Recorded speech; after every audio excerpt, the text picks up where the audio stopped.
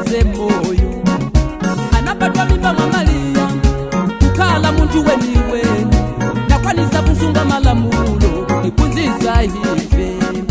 Sikulina anapatikitwa, na mwalila napeleka nzimu, kukichosela chosalungama, ajichosela machimu.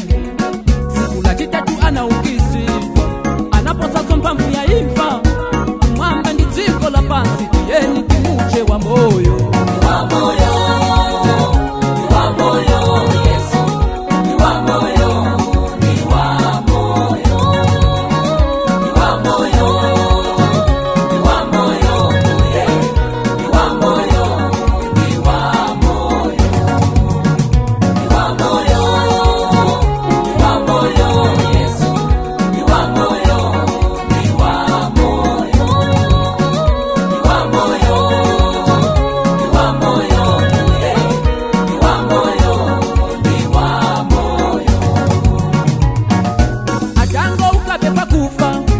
Anachola mpangu ya ifa, matenda nizo vuta zose zinasala manda. Kuvutikila ndimbale wanga, ni matenda omwe ulinao. Umpawi ulova mavuto, Yesu anazifera. Usataye chawi kulira lira, watapasiwa upempele. Yesu Kristu ndi wachifundo, aza kuchandiza.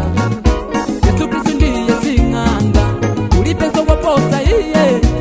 Tenda yotani yovuja pelani na yo kwa Yesu. Ni wa moyo, ni wa moyo, Yesu, ni wa moyo, ni wa moyo, ni wa moyo, ni wa moyo, ni wa moyo, ni wa moyo, ni wa moyo, ni wa moyo, Yesu, ni wa moyo, ni wa moyo.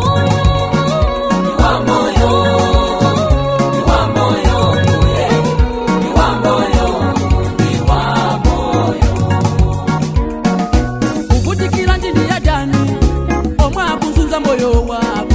Malemba anena mumveka, zose zikeka ndipempero. Napata bentima wako, nuike Yesu pasokolo. Akale nsokoleri wako, kuti ndiye wa moyo.